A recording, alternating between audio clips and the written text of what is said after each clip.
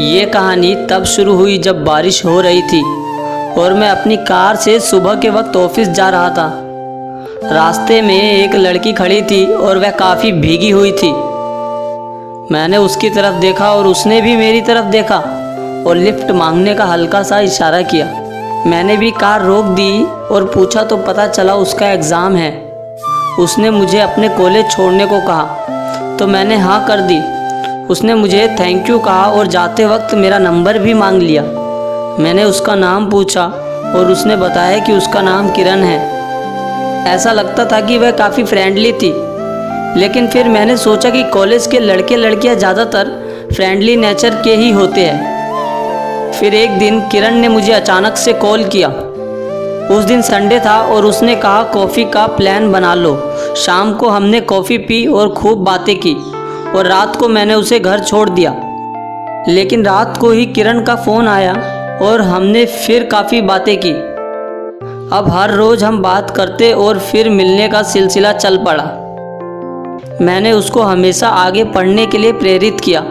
उसके कोचिंग की फ़ीस भी मैं दे देता था। मैं बस यही चाहता था कि वो अपने सारे सपने पूरे करे। मेरी अभी शादी भी नहीं हुई थी और सैलरी भी अच्छी थी, तो मैंने सोचा किरण की थोड़ी मदद ही हो जाएगी। अब किरण भी बेहिचक मुझसे हर चीज़ की डिमांड करने लगी। कभी उसको पैसे की ज़रूरत होती थी, कभी न्यू ड्रेस की, तो कभी फ़ीस की। धीरे धीरे मैं उसे चाहने लगा। उसके प्यार में इतना खो गया था कि उसकी ज़रूरतें पूरी करना मुझे अपना फ़र्ज़ लगने लगा। मेरा पूरा अकाउंट खाली हो गया था। मेरा मन अब अपने काम में भी नहीं लगता था। मेरी परफॉर्मेंस लगातार बिगड़ रही थी, लेकिन मेरे दिलो दिमाग पर किरण ही छाई हुई थी। एक दिन किरण का फ़ोन आया और उसने बताया कि उसका गवर्नमेंट जॉब में सिलेक्शन हुआ है। मैं बहुत खुश हुआ। उसका सपना पूरा हो गया था। मैंने सोचा कि यही ठीक वक्त है, क्यों ना मैं किरण को शादी के लिए प्रपोज़ कर दूं। सही वक्त देखकर मैंने उससे शादी की बात कर दी, लेकिन किरण ने कोई बहाना बनाकर मुझे टाल दिया।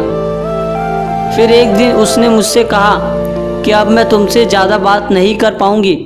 मुझे और भी बहुत ज़रूरी काम रहते हैं और वह अपने काम में बहुत ज़्यादा व्यस्त रहती है। ये सुनकर मुझे बहुत दुख हुआ। मैंने सोचा कि उसके लिए अपना एक एक पल कुर्बान किया।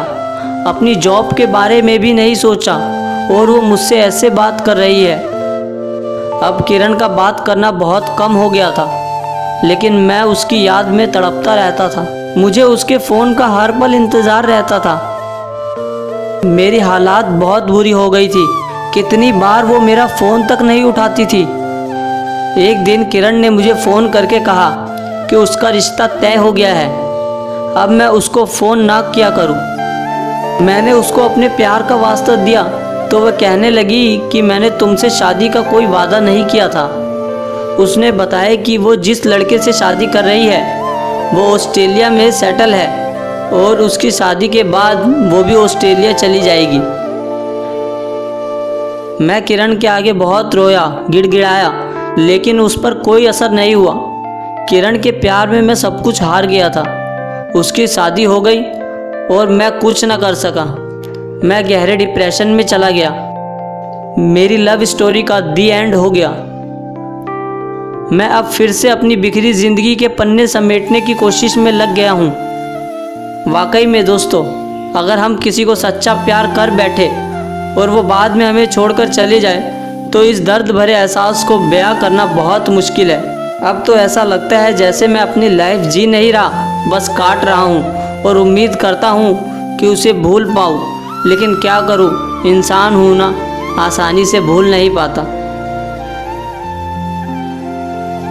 दोस्तों, आपको ये वीडियो कैसी लगी हमें कमेंट में ज़रूर बताएं। अगर ये वीडियो पसंद आई तो इस वीडियो को लाइक ज़रूर करना, और हाँ, अगर आप हमारे चैनल पे नए हैं तो हमारे चैनल को सब्सक्राइब करना बिल्कुल ना भूलें।